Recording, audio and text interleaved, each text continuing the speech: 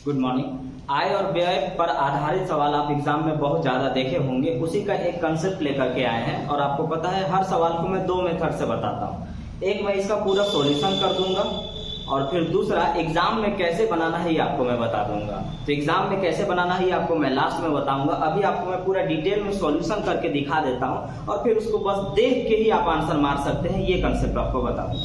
सवाल हमारे पास है, ए और बी के आय का अनुपात 4:3 है, और ए का जो खर्च है, खर्च मतलब व्यय, ए का जो खर्च है वो उसके आय का 5/12 है, और बी का जो खर्च है, खर्च मतलब व्यय, उसके आय का 7/15 है। यदि इन दोनों के खर्च में जो अंतर है वो 4500 रुपए का है, तो फिर बी का जो आय है वो कितना है, ये है। तो फिर आप इसको बना लीजिए बेसिक से, उसके बाद एग्जाम में डायरेक्ट देख के ही बना लेंगे, ऐसा कंसेप्ट रहेगा। तो यहाँ पर अगर मैं इनकी खर्च की बात करूं तो आपको पता होगा कि रेशियो में पहले आप x मान लीजिए कि इनका आय आया होगा 4x और इसका होगा 3x। अब इसका जब हम खर्च की बात करेंगे तो इसका जो खर्च है इसके आय का मतलब गुना होता है, आय का 5/12 इसका खर्च आया, और ये रहा व्यय इसका खर्च। तो इसका जो खर्च है ये कहता है कि इसके आय का 7/15 इसका खर्च है, और इन दोनों में जो अंतर है ना, अंतर मतलब माइनस होता है, इन दोनों में जो अंतर है वो है 4500 रुपए का,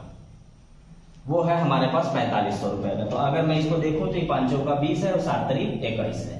अब हम इनका एलसीएम उठाएंगे, तब 15 और 12 का जब हम यहाँ पर एलसीएम उठाएंगे तो 15 और 12 के एलसीएम हमारे पास हो जाएगा 60। 12 बचे 60, 5 बार गया। अब 5 से 20 अगर हम करेंगे तो 20 बचे हो जाता है 100x माइनस 15 से 4 बार, और 4 से अगर हम 7 21 में करेंगे तो 21 चौका हो जाता है 84x, बराबर में है हमारे पास 45। तो एग्जाम में ऐसे मत बनाइएगा, सिर्फ समझा रहा हूं कि कंसेप्ट क्या था। अब हम यहां से जब घटाएंगे तो आ जाएगा हमारे पास 16x, और तिरछा तिरछी गुना हो जाएगा, तो आ गया हमारे पास 16x बराबर 60 गुने 4500। अब अगर हम यहाँ से काटना चाहेंगे तो 4 चौका 16 कटेगा, और 15 चौका 60 कट जाएगा। और फिर अगर मैं इसको 4 से काटना चाहूँ तो 4 एकम 4, फिर 4 एकम 4, 4 गुनी 8 और 4 बचे 20। क्रॉस मल्टीप्लाई करेंगे तो सिर्फ मल्टीप्लाई करेंगे तो 15 बचे 75, 15 दूना 30, 30 और 7 37, 15 एकम 15, 15 और 15 एकम 15, 15 और 3 18, हाथ में 1, 15 एकम 15 और 1 16। ये x का मान आया। अब x का मान अगर मैं इसमें रखूंगा तो b का आय निकाल करके दे देगा, और x का मान अगर मैं इसमें रखूंगा तो a का आय निकाल करके दे देगा। अंतर मतलब माइनस था इसलिए माइनस कर दिए, योग दिया हुआ रहता ना तो प्लस करते और प्लस से आंसर आता।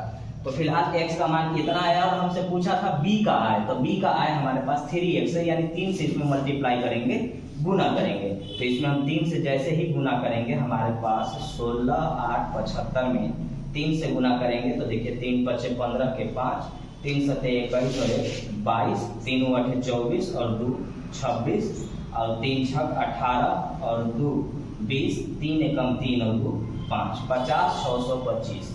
ये रहा। तो सॉल्यूशन आपको ऐसे करना है, ये सीखने के लिए आपको था।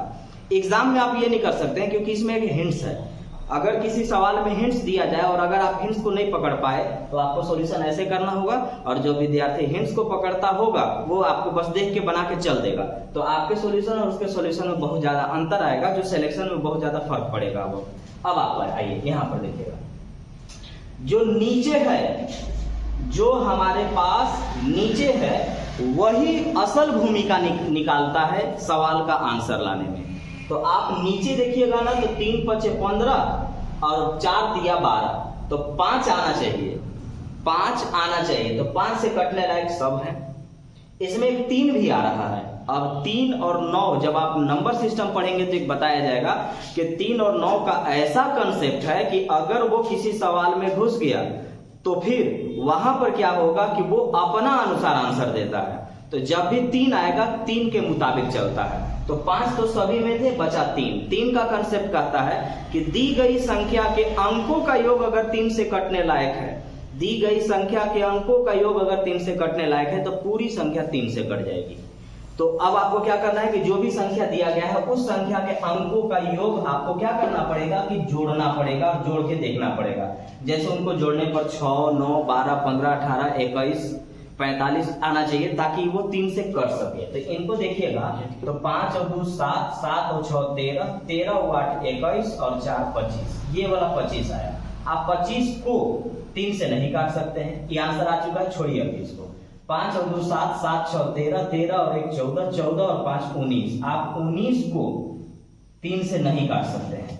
7 7 6 13, 13 और 9 22, 22 और 4 26, आप 26 को 3 से नहीं काट सकते हैं। यहाँ 5 2 7, 7 6 13, 13 और 5 18, आप 18 को 3 से काट सकते हैं।